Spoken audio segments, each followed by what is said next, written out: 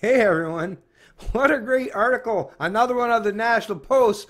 Once again, folks, support the media, those in the private sector that actually do, give us some great articles, hold people in positions of power and authority to account, and actually do educate, inform, and enlighten us. Right? That's an actual value that is worthy of your support.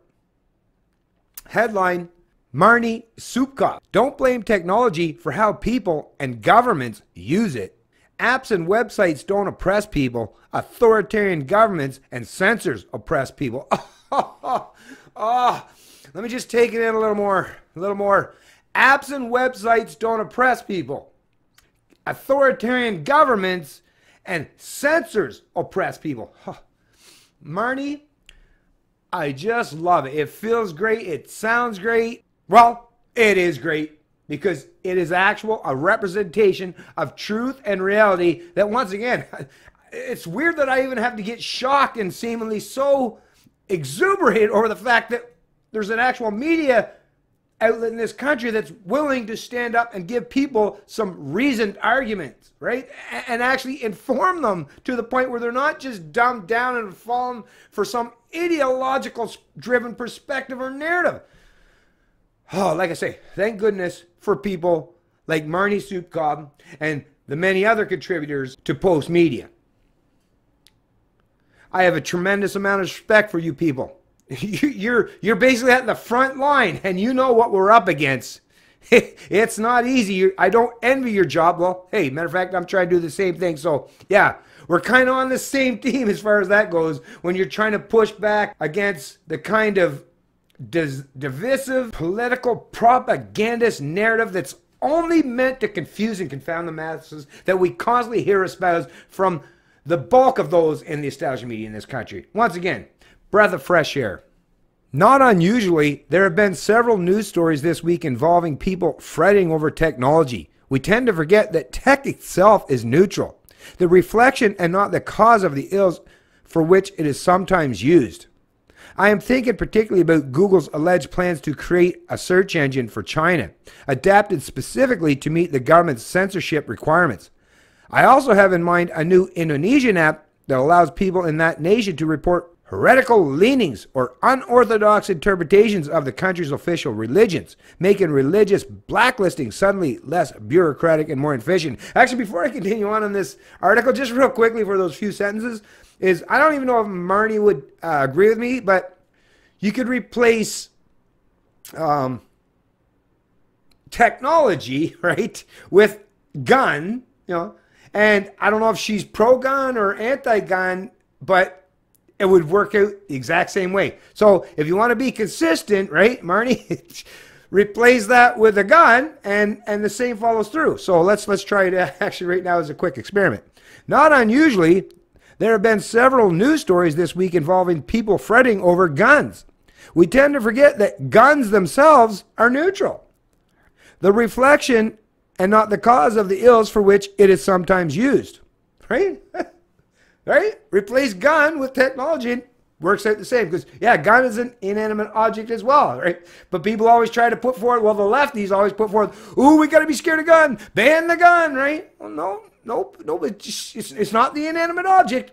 It's the people, right? So it's a problem of the people. It's a problem of what's going on in some people's mind, not the actual commodity, product, or instrument being used. Like all government repression, China's and Indonesia's quashing of dissent and difference is disturbing, but the country's basic instinct to restrain freedom of thought and expression would not be changed if the technology currently being used for this purpose were withheld from them. Google could listen to its own workers, some of whom are protesting the company's plans for creating a sanitized search engine for China. The result would be people in China who are currently stuck with using poor quality search engines that make recovering information extremely difficult, remaining in the dark, rather than enjoying the improvement in access that even a censored version of Google would represent. Doing away with its new hearsay smartphone application would make Indonesia's persecution of religious minorities slightly less obvious and less open to ridicule from the rest of the world, but the country's hostility to unsanctioned faiths would be no less real. An Indonesian whose home is destroyed by a violent mob is unlikely to care whether it's because the minority Islamic movement he follows has been reported as heretical on an app, or is simply deemed to be in violation of Indonesia's hearsay law by informal agreement. So what we're looking at here is the opposite of the usual questions of how much government should try to regulate tech. It's how much those creating tech should try to regulate government. What is needed is not a utopian vision for the use of technology, but a sense of humility in terms of purposefully directing societal outcomes. Because programmers and software engineers are unlikely to be much better than government at this sort of central planning, with the most freedom-friendly results to be had through open dissemination, mitigated almost solely by immediate market concerns rather than restrictions based on grand pronouncements on morality. This is worth thinking about when it comes to the roles of social networking sites in monitoring and restricting content as well. Facebook CEO Mark Zuckerberg has taken a lot of heat for what has been deemed his irresponsible and inauthentic attempt to distance himself and his company from the information and opinions users post on the Facebook platform. Yeah, once again, I don't, like I say, a lot of people have a lot of hatred and disdain towards people like Zuckerberg and some of these social media personalities, but I don't, and I'll tell you why, folks.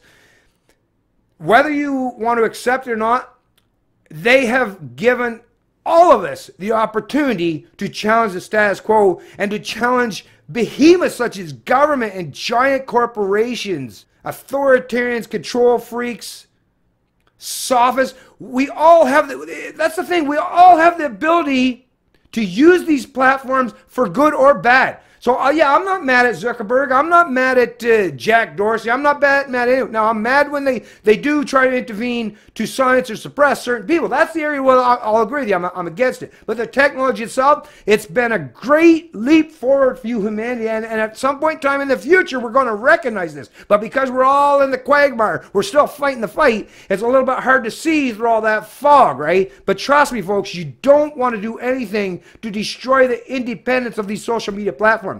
Do not allow governments to regulate them. You never want that to happen.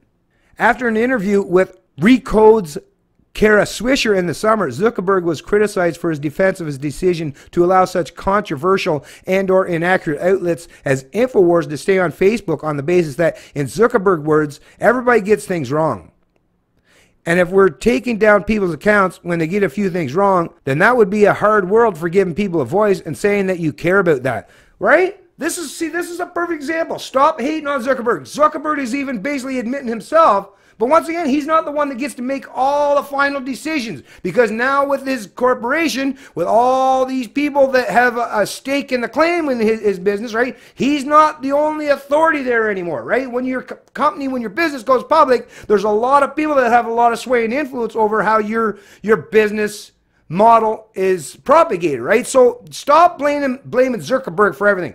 Right here it's suggesting that actually Zuckerberg is more than willing to give people a voice. I know myself, I've never had anything on my Facebook page, squash, silence, or suppress. So, use that. It's just one anecdotal experience, but like I say, I put forth some stuff that challenges a lot of political orthodoxy, a lot of stuff that I would have suspected if I had said this on any establishment media platform. Yeah, I would have had all my comments removed or been penalized or not even be allowed to use their platform anymore. At least on Facebook, I'm continually allowed to say what I got to say. So I have a tremendous amount of respect for these social media platforms, even if some other people don't. Anyways, I'll post a link to this article in the description of the video below. But I think, like I say, I agree with, was it Marnie again? Let me go up and just double check here. Yeah, Marnie, I agree with you. Yes, stop blaming the technologies, folks. It's just more tools in our arsenal, in our belt, right? It's just more tools at our disposal. Stop hating on them. Once again, they can be used for good. They can be used for bad, right? But yeah, kudos to you, Marnie, for putting out this great article. Once again, I say stuff in my own way, but it's always nice to be able to reference a source that's not my own voice, right? That someone else is saying this too. So it's like, you don't have to just listen to me, folks. There's other voices out there that'll give you the same kind of information. And once again, support them. You know, you don't have to support me per se, but you should at least be willing to support someone or anyone out there that's willing to challenge the status quo. Because basically at this point in time, at this stage, or even if you want to support the status quo, well, support them.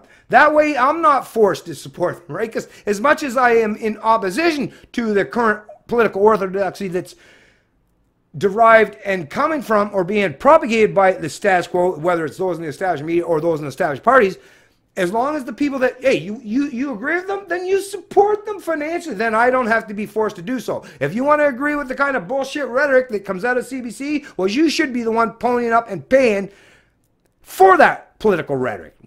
Stop forcing me to pay for it. Let the free market function, folks.